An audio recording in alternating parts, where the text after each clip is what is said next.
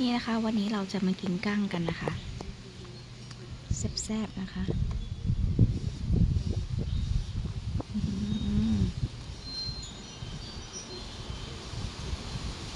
แซ่บๆเลยมา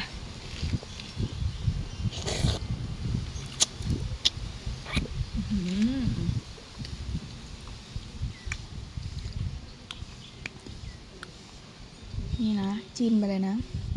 น้ำพริกนัว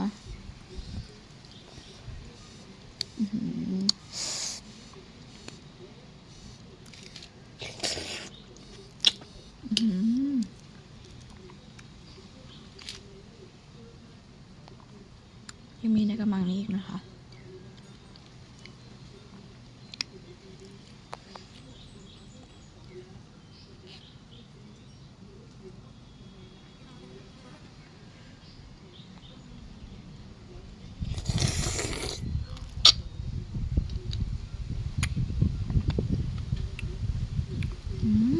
แซ่บสดๆเลยนะคะ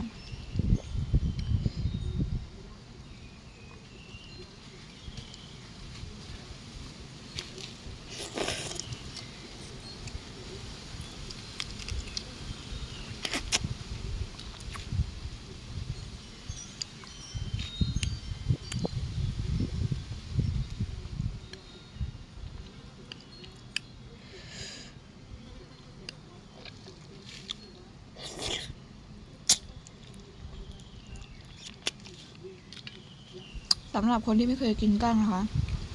รสชาติมันเป็นยังไงเนาะรสชาติมันก็ไม่มีรสชาติอะค่ะจะจืดกินแบบก็ความรู้สึกก็จืดกว่ากุ้งหน่อยนะคะถ้ากุ้งก็จะมีรสชาติแบบออกหวานๆนิดๆแต่อันนี้คือแบบจืดๆนะคะอารมณ์เท็กเจอร์มันเหมือนเนื้อปูดิบอะค่ะเหมือนเนื้อปูดิบเลยแต่เนื้อปูดิบจะหวานแต่อันนี้จืดๆนะ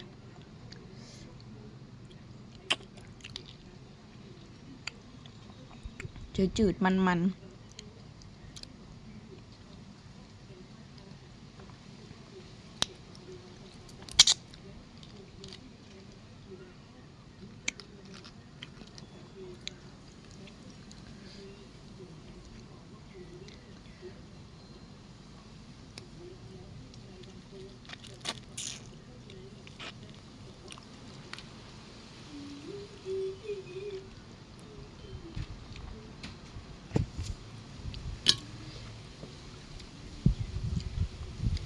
นี่ตัวใหญ่ๆเลย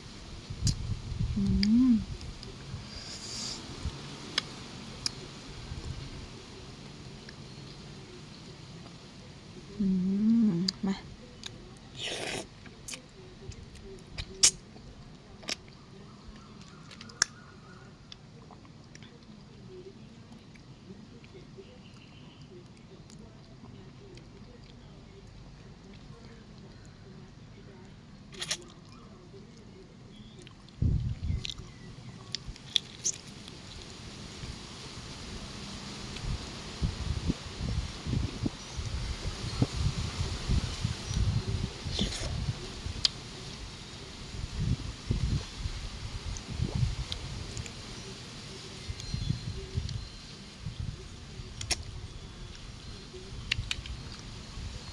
สวัสดีค่ะเขาจะเพียงเท่านี้นะคะขออนุญาตไปกินต่อเนาะสวัสดีค่ะ